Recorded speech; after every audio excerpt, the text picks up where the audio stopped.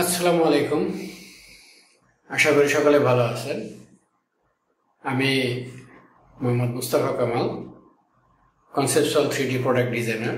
আমি আসলে আজকে বাংলাদেশের প্রোডাক্ট ইন্ডাস্ট্রিতে বা বিজ্ঞাপন ইন্ডাস্ট্রিতে প্রোডাক্ট ভিজুয়ালাইজেশনের ভূমিকা নিয়ে আলোচনা করব। কেন আমরা প্রোডাক্ট 3D রেন্ডার ইউজ করব বিজ্ঞাপনের ক্ষেত্রে। কারণ আমাদের দেশে যদি আমরা প্রোডাক্ট ইন্ডাস্ট্রিতে প্রোডাক্ট 3D ভিজুয়ালাইজেশনের কথা চিন্তা করি, যে ফটোগ্রাফির ক্ষেত্রে 3D করাটা অনেক সহজ হয়ে দাঁড়িয়েছে। বা আমরা ফটোগ্রাফি থেকে যদি চিন্তা করি, আগে অনেক প্রসেসিং ছিল, যে আমি ফটোগ্রাফি করাতে হবে, সেইখানে একটা টিম ম্যানেজ করতে হবে। তারপরে ফটোগ্রাফি অনেক ক্লিক করার পরে আমরা যখন ডিজাইনে ঠিক মতো বসাইতে যাই, দেখলাম আমাদের কম্পোজিশনটা মিলতেছে না, ক্লায়েন্ট ফিডব্যাক দিতেছে, ঠিক তাৎক্ষণিক তো আর আমরা ফটোগ্রাফার হায়ার করতে পারতেছি না, বা অনেক ব্যয় করে ফেলেছি, আবার সেই ফটোগ্রাফারকে হায়ার করবো, সেটা অনেক ধরনের ঝামেলা হয়ে যায়। এই ক্ষেত্রে আমি বলবো যে প্রোডাক্ট 3Dর ভূমিকা আসলে একটু অন্যরকম সুবিধা। আমরা যদি একটা প্রোডাক্ট 3D করে ফেলি, সেক্ষেত্রে আমরা যখন রেন্ডার দিব, আমাদের প্রোডাক্ট রেন্ডার আমাদের ডিজাইনের অ্যাঙ্গেলের উপরে বেস করে আমরা কিন্তু রেন্ডার দিতে পারি। তো আমি যদি ছোট করে একটা উদাহরণ দেব, যে আপনি যদি বিস্কিটের প্যাকেটের কথা চিন্তা করি, একটা বিস্কিটের প্যাকেট, অনেক ধরনের ফয়েল প্যাকেটগুলো অনেক ধরনের ঝামেলা থাকে, যে একটু মুড়িয়ে থাকে, একটু কুচকিয়ে থাকে, আমরা যেটা বলি আর কি, যে ডিস্টর্ট অবস্থা থাকে। তো ওইটাকে টেনে ঠিক করা বা আবার সুন্দর করে কাস্টম করে ফটোগ্রাফি করা, এটা আসলে অনেক কষ্টসাধ্য হয়ে যায়। এরপরে ক্লায়েন্টের কিছু রিকোয়ারমেন্ট থাকতে পারে, যে না, আমি আমার যে বিস্কিটটা দেখাবো বা প্যাকেটের উপর যে বিস্কিটটা থাকে, আমি যেটার কথা বলতেছি, বিস্কিটটার উপর আমি রিফ্লেকশন দেখবো না, বা আমি লোগোর উপরে রিফ্লেকশন দেখতে চাচ্ছি না। কিন্তু আমার বিস্কিটের প্যাকেটে তো ফয়েল প্যাকেট বা পলিপ্যাক থাকে, সেই পলিপ্যাকের বৈশিষ্ট্য তো আমার রিফ্লেকশন থাকবে। তো সেই ক্ষেত্রে কাস্টম করতে গেলে অনেক একটা জটিল সমস্যার মধ্যে পড়তে হবে। এটা 3D করতে গেলে আশা করি এই প্রবলেমগুলো আর থাকতেছে না। তারপরে আমি ওই বিস্কিটের প্যাকেটে কেমন অ্যাঙ্গেল, বা আমি যে ভিজুয়াল চিন্তা করতে পারতেছি না, আমার বিস্কিটের প্যাকেটটা ঠিক আছে, একদিকে অনেক ওপেন থাকবে, সেখান থেকে বিস্কিট ঢুকতেছে, বা এই যে দেখানোর বিষয়টা, যেটা ফটোগ্রাফিতে আসলে অনেক কঠিন হয়ে যায়। আমি বলবো না অসম্ভব, আসলে এটা অনেক কঠিন হয়ে যাবে, যেটা 3Dতে অনেক সহজে করা সম্ভব হয়। এরপরে আমি যদি রডের ইন্ডাস্ট্রির কথা বলি, বা আমরা রড কোম্পানির যে বিজ্ঞাপনগুলো দেখি, যে এই রডের ছবি, যখন আমরা রড একটা বাস্তবে যে রড দেখি, সেই রডের ছবি যদি আমরা তুলি, সেইটা পলিশ করা অনেক ঝামেলার বিষয় হয়ে যাবে। তো অনেক ময়লা বা অনেক ডাস্ট বা ডিটেলগুলো আসবে না। তো 3Dর ক্ষেত্রে কিন্তু আপনি চাইলে সেই কাস্টম যে বিষয়টা থাকে, আমরা সেটা করে নিতে পারি। অলরেডি আমি বাংলাদেশে একেএস এর রডগুলো কাজ করেছি, শাহ সিমেন্ট একেএস এর রডের কাজ করেছি, সীমা স্টিলের কাজ করেছি, চাকদা স্টিলের কাজ করেছি, HRM এর কাজ করেছি। তো রড নিয়ে যখন আমি কাজ করতে গেছি, আমি একটা কনসেপ্ট নিয়ে কাজ করেছিলাম, যে 1952 যে ভাষার আন্দোলনের বিষয়টা থাকে, আমরা 21শে ফেব্রুয়ারি একটা পোস্ট বানাবো 1952-এর।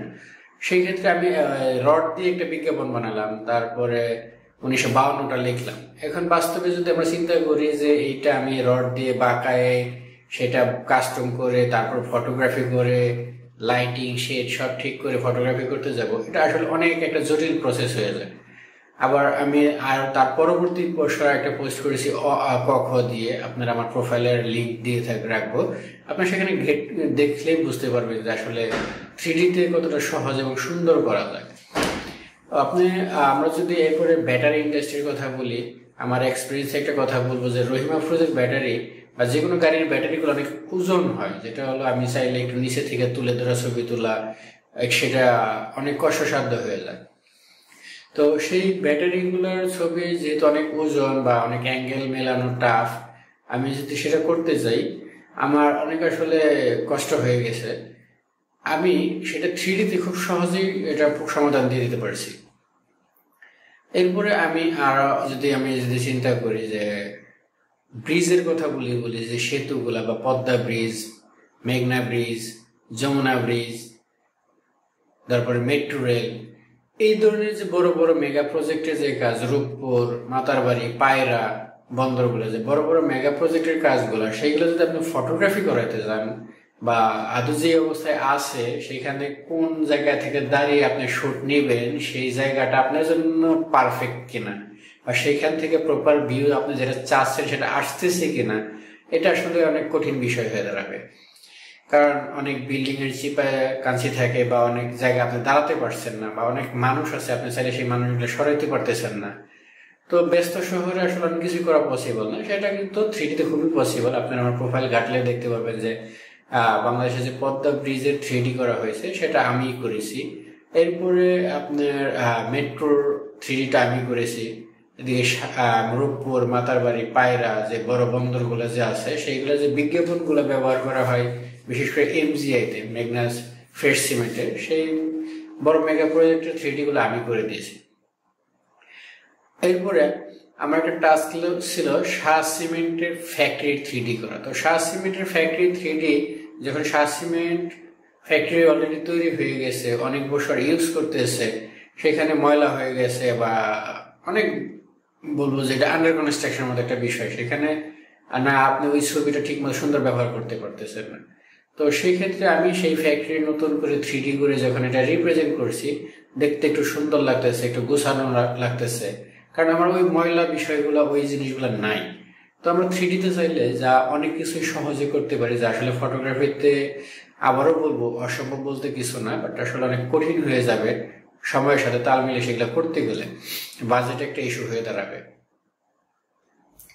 এরপরে আমি যদি আরো কিছু দেখাই যে আপনার তেলের বোতলের যে 3D গুলা বা ফটোগ্রাফি গুলা, আগে কিন্তু তেলের বোতলে ফটোগ্রাফি করা হয়তো, সেই ফটোগ্রাফি যে অ্যাঙ্গেল গুলা গতানুগতিক একটা বা দুইটা তিনটা অ্যাঙ্গেলেই ভিজুয়ালাইজেশনে যাওয়া হয়তো, বাট এখন কিন্তু অনেক অ্যাঙ্গেলে আপনি চাইলে দেখতে পারতেছেন। তো সেই তার একটা ভূমিকা হলো 3D-তে করার কারণে, বা আপনি কালার টিউনিং করা, লাইট রিফ্লেকশন করা, তারপরে আপনার প্রোডাক্টের লেভেল কাস্টম করা, এগুলোর বিষয় আসলে ফটোগ্রাফিতে আমি 3D-তে অনেক বেশি সহজ হয়ে যায়। এরপরে ধরেন আপনার আর কিছু ডিজাইনের কথা যদি বলি, আমরা ফার্নিচার ফটোগ্রাফির কথা বলি। তো ফার্নিচার তো আসলে একটা বৃহৎ একটা প্রোডাক্ট, তো সেটা ফটোগ্রাফি করার জন্য বিশাল একটা স্টুডিও দরকার, স্টুডিওর জন্য লাইট সেট আপ দরকার, আবার এই ফার্নিচারগুলো সেই স্টুডিওতে মুভ করানো দরকার। তো সেই ক্ষেত্রে আপনি যদি ফার্নিচারগুলো প্রোডাক্টটা মুভ করতে যান, সেখানে আসলে বিশাল একটা কঠিন একটা প্রসেস হয়ে যায়। সেই ক্ষেত্রে প্রোডাক্টের আমরা যদি ফার্নিচারের 3D গুলো করে আমরা বিভিন্ন অ্যাঙ্গেলে করাতে পারি। আমরা ডোর ওপেন লাইক যদি আমরা ওয়ার্ডরোবের কথা চিন্তা করি যে ডোর ওপেন ক্লোজ, সেই অ্যানিমেশনগুলো কিন্তু আমরা সহজে করে ফেলতে পারি মানুষের ছোঁয়া ছাড়া বা ধরা ছাড়া, যেটাকে আমরা ইনফোগ্রাফিক বা ইনফরমেটিভ বলি, যে অ্যানিমেশন বলা, যে আমাদের কি কি ইনফোগ্রাফ গুলো আছে, এখানে কি কি বেনিফিট গুলো আছে, সেগুলো কিন্তু আমরা চাইলে কাস্টম দেখাইতে পারি 3D-তে, যেটা আসলে ফটোগ্রাফিতে পসিবল হয়ে ওঠে না। তো এরকম আরো অনেক আলোচনা আছে যে প্রোডাক্টের 3D অ্যাডভার্টাইজিং এজেন্সিতে বা ইন্ডাস্ট্রিতে কতটা ভূমিকা রাখে। আমি আপনার আর আমার প্রোফাইল ঘাটলে দেখতে পারবেন যে লিকুইড যে বিষয়গুলো থাকে, প্যাকেজিং এর যে বিষয়গুলো থাকে, যেমন ওপেন প্যাকেট থাকবে বা সাবানের প্যাকেটগুলো ক্লোজ থাকবে, সেই প্যাকেটের অনেক ধরনের ভ্যারিয়েন্ট থাকবে, ফ্লেভার থাকবে, বা আমি চাইতেছি একটু রিফ্লেকশনটা খুব সুন্দর থাকবে, এদিকে নয়েজ থাকবে। আমি চাইলে পরবর্তীতে সবকিছুই কিন্তু এডিট করতে পারতেছি, যে না লাইট এই দিক থেকে না, আমার ভিজুয়ালটা এই দিক থেকে লাইটটা বেশি দরকার, আমি সেই লাইট ঘুরিয়ে নিতে পারতেছি। তারপরে যদি আমরা কাঁচের প্রোডাক্টের ক্ষেত্রে চিন্তা করি, যে কিছু গ্লাস বা জগ বা সিরামিকের কথা চিন্তা করি, সেই ক্ষেত্রে কিন্তু ফটোগ্রাফিটা আসলে অনেক জটিল একটা প্রসেস হয়ে যায়। যেমন আমি যদি সিরামিকের কথাই বলি, যেমন আমাদের বাথরুম ফিটিংস এর কথা চিন্তা করি, সেই ক্ষেত্রে কোমোড বা বেসিন গুলো থাকে, এগুলো কিন্তু হোয়াইট থাকে বা অনেক রিফ্লেকটিভ থাকে। সেই রিফ্লেকটিভ জিনিসগুলো ফটোগ্রাফি করা আসলে অনেক একটা জটিল প্রসেস হয়ে দাঁড়ায়, যেটা 3D-তে খুব সহজে আমরা এগুলো করে ফেলতে পারি। তারপরে একটা মোবাইলের কথা যদি আমরা চিন্তা করি, একটা মোবাইলে ফটোগ্রাফি করলেন, সেইটা ওই যে ভিউ অ্যাঙ্গেলে ফটোগ্রাফি করলেন জাস্ট ওই ভিউটাই আপনি কিন্তু ভিজুয়াল তৈরি করতে পারছেন। আপনি একটু চাইলে একটু রোটেট করা, একটু অ্যাঙ্গেল দেখানো, সেটা কিন্তু আর পসিবল হচ্ছে না ফটোগ্রাফিতে, যা আমরা 3D-তে সহজেই করতে পারি। তো আমরা আস্তে আস্তে অনেক বেশি কথা বলে ফেলছি আজকে। আজকের ভিডিও আর বেশি বড় করবো না। এর পরবর্তী ভিডিও নিয়ে আমি আরো ডিটেল আলোচনা করবো যে আমাদের ডিজাইন ইন্ডাস্ট্রিতে প্রোডাক্টের 3D কেন এতটা ইম্পর্টেন্ট। আশা করি সকলে ভালো থাকবেন। আসসালামু আলাইকুম।